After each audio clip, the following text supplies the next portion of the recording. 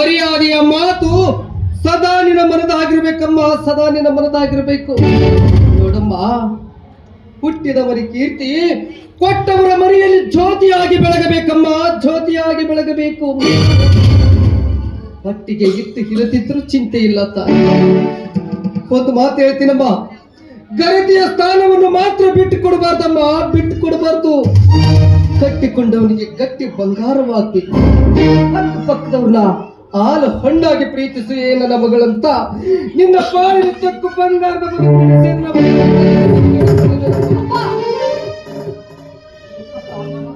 ನಾನ್ ನಿನ್ನ ಮಗಳಪ್ಪ, ನಿನ್ನ ಮಗಳು. ನಿನ್ನ ರಕ್ತವನ್ನೇ ಹಂಚಿಕೊಂಡು ಹುಟ್ಟಿದವಳಪ್ಪ ನಾನು.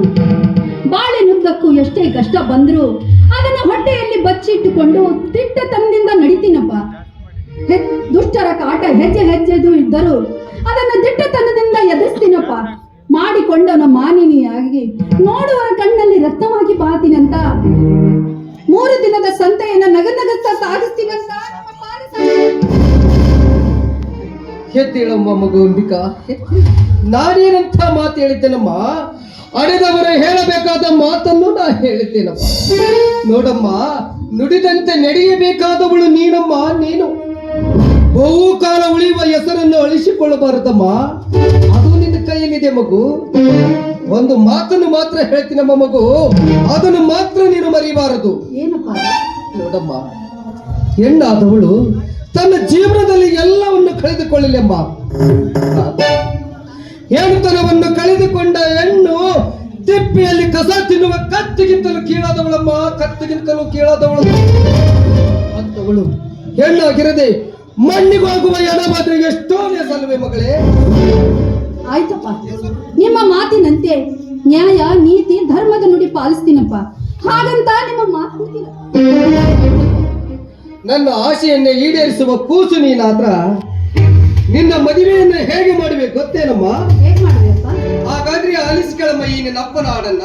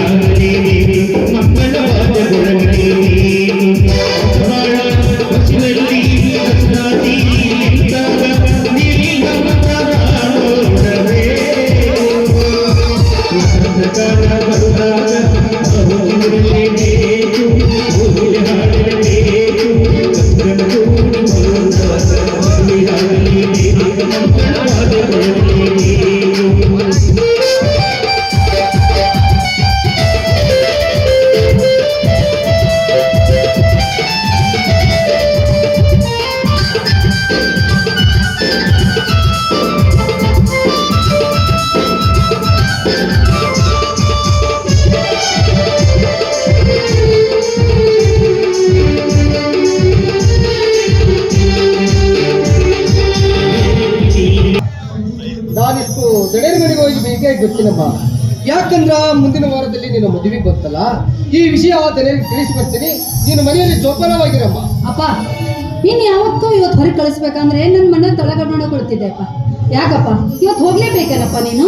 ನೋಡಮ್ಮ, ನೀವು ಹೋಗ್ಲಿಲ್ಲ ಅಂದ್ರೆ ನಡೆದಿಲ್ಲಮ್ಮ. ನೀನೇನು ಅಂದ್ರೆ ಹೋಗೋಣ, ಮನೆಯಲ್ಲಿ ಬಾಗಿಲ ಭದ್ರವಾಗಿ ಹಾಕಿಕೊಂಡು ಹೊಲಿಕೊಂಡು ಅಪ್ಪ ಆದಷ್ಟು ಬೇಗ ಬಂದ್ಬಿಡಪ್ಪ.